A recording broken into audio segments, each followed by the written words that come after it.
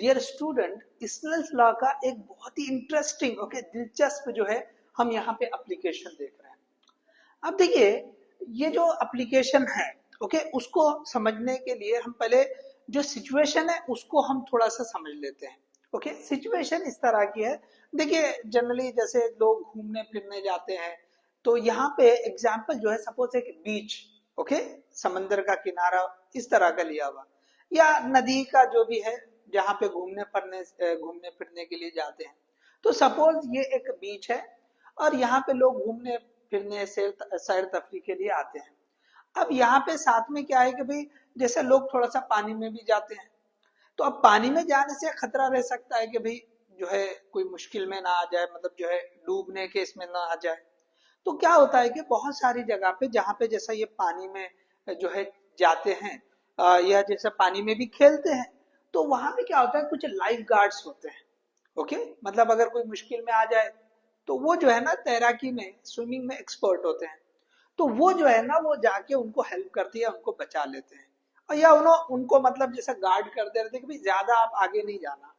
ठीक है, अगर वहां पे फिर भी कोई ऐसा मुश्किल में आता है तो जाके उनको जैसे बचा के लाते हैं। ठीक है, ये कोशिश रहती है उनकी। ठीक है, तो अब सपोज ये जो है ना ये पूरा जो है ये पानी हमने समंदर का हिस्सा बता दिया, और ये जो है ना ग्राउंड वाला हिस्सा है सपोज। अब एक बच्चा पानी में खेल रहा है, हो सकता है जैसे कभी पानी का लेवल थोड़ा कम ज्यादा जैसे होता है, या वेव्स जो मौजें आती है बड़ी छोटी जैसे ही होती है, तो उसमें कभी जो है ना अनस्टेबिलिटी हो जाती है। तो सपोज ये बच्चा जो है ना मुश्किल में आ गया है, वो डूब रहा है सपोज। अब ये यहाँ डूब रहा है और यहाँ लाइफ गार्ड्स है। एक लाइफ गार्ड की नजर जो पड़ती है, या किसी ने इंडिकेट किया कि देखो वहां पे एक बच्चा मुश्किल में है, तो अब ये यहाँ है, अब उसको यहाँ पे उसको बचाना है। तो सबसे प्राइम इंपॉर्टेंस यहाँ पे किसको है? टाइम को। वो कम से कम टाइम में, वो शॉर्टेस्ट टाइम में इस लड़के तक पहुंचना चाहिए। तो अब देखिए उसको यहाँ पहुंचने के लिए जो रास्ते बताए हैं, यहाँ पे आप वन बाय वन देखो। ये पहला रास्ता है जो ये पॉइंट से और वो बच्चे के पॉइंट के बीच में एकदम स्ट्रेट लाइन के जैसा है। डायरेक्ट जैसे डिस्प्लेसमेंट हम बोलते हैं, ये स्टार्टिंग पॉइंट, ये एंड पॉइंट, एकदम स्ट्रेट लाइन। अब ये एक रास्ता है, ये एक पाथ है। दूसरा रास्ता हमने रेड कलर से बताया है, तो उसमें क्या है कि बच्चा जहां पे जो मतलब जो है पानी में है, तो उस पॉइंट तक वो जो है ना स्ट्रेट लाइन से जा रहे हैं। पानी के हिस्से तक, फिर वहां से वो सीधे ऐसे जा सकता है कि वो जो है ना ये ग्राउंड वाला हिस्सा फास्ट कवर करने के लिए, तो वो ऐसा भी जा सकता है।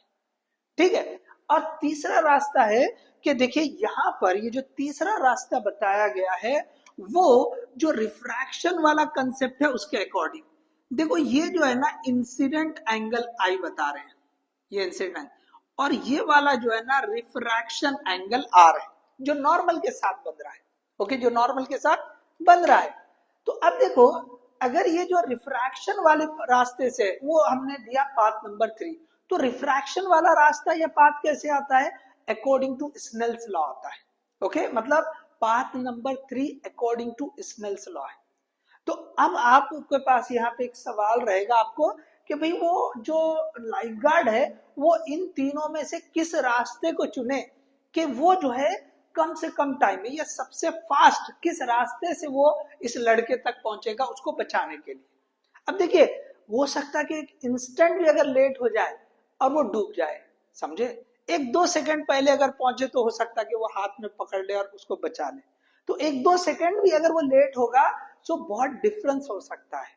तो यहाँ पे ये जो तीनों रास्ते में है, तीनों रास्ते से सबसे जो कम वक्त वो लेके पहुंचेगा वो होता है वो रास्ता जो स्नेल्स लॉ के अकॉर्डिंग होता है।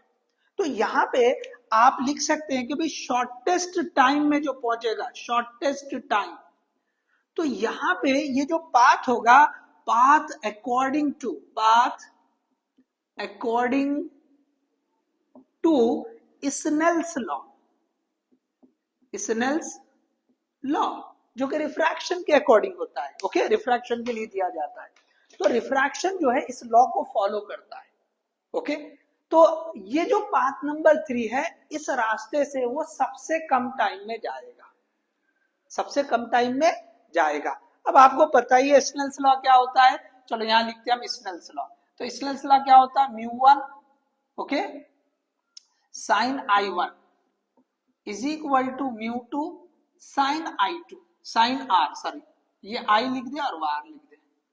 तो जो प्रोडक्ट होता है okay refractive index, absolute refractive index का, और वो जो एंगल बनता है नॉर्मल के साथ, sine function of that angle, तो ये जो प्रोडक्ट होता है ना वो कांस्टेंट होता है, सेम होता है। तो अब अगर ये इस मीडियम की बात करें ग्राउंड में, तो यहाँ पे सपोज एयर है, तो रिफ्रैक्टिव इंडेक्स आप ले लें कि भाई μ1 और जो एंगल बन रहा है I, तो μ1 into sine R1 is equal to, ये जो दूसरा मीडियम है इसमें रिफ्रैक्टिव इंडेक्स सपोज μ2 है और रिफ्रैक्शन एंगल R बन रहा है, तो μ2 into R।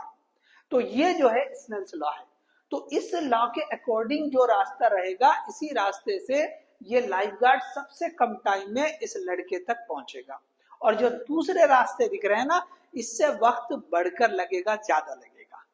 So hope you understood this one, okay this amazing, और you can say that very जो है डिफरेंट जैसे लगता है कि भाई जो एप्लीकेशन है ओके काफी जो है इंटरेस्टिंग एप्लीकेशन है ये स्नेल्स लॉ का। Thank you.